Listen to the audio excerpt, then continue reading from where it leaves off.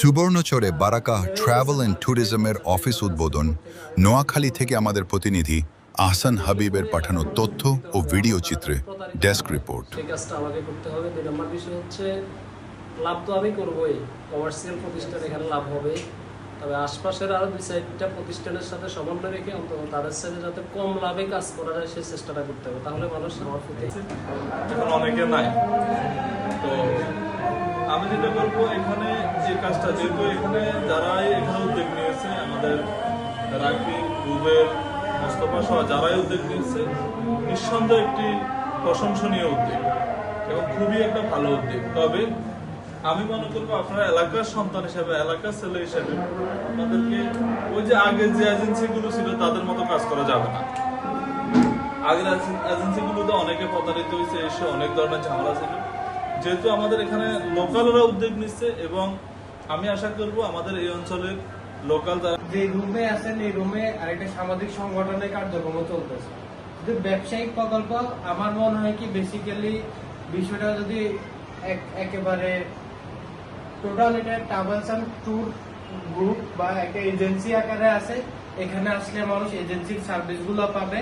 আরো মনে করেন ডেকোরেশনের যে বিষয়গুলো আর একটু আপডেট করতে হবে। আর আরেকটা পরামর্শ হচ্ছে বেসিক্যালি যে তরুণ সমাজ এটাই বেশিরভাগ প্রবাস যাচ্ছে বর্তমানে। আর বিশ্বস্ততার যে জায়গাটা, ওইটা যদি আপনার গ্রুপ সার্ভিসের মাধ্যমে একটা ভালো আস্থা মানুষের মধ্যে অর্জন করতে পারেন, ওরকম কোনো ট্রাভেলস নাই, যার কারণে এটাকে লক্ষ্য করে আমাদের মূলত কাজ করা।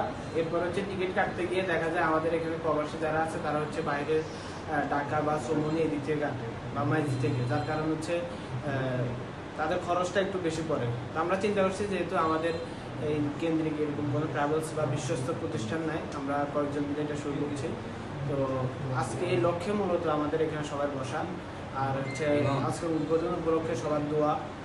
আমাদের বাইরে আছেন, আপনারা দোয়া করবেন। এই মুহূর্তে তোমার একটা গরুর মধ্যে বসে ব্যবসায়িক উদ্দেশ্যে আমরা কয়েকটা কথাবার্তা বলেছি, তোমার হাবিবের নজরের শরীর পাঠ করেছি।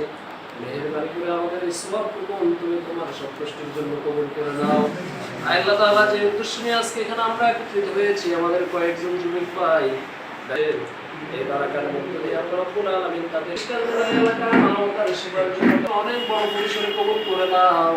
সব রকমের বিপদ মুসিবত দালালদের খবর থেকে প্রতিষ্ঠানকে তুমি হেফাজত করে নাও।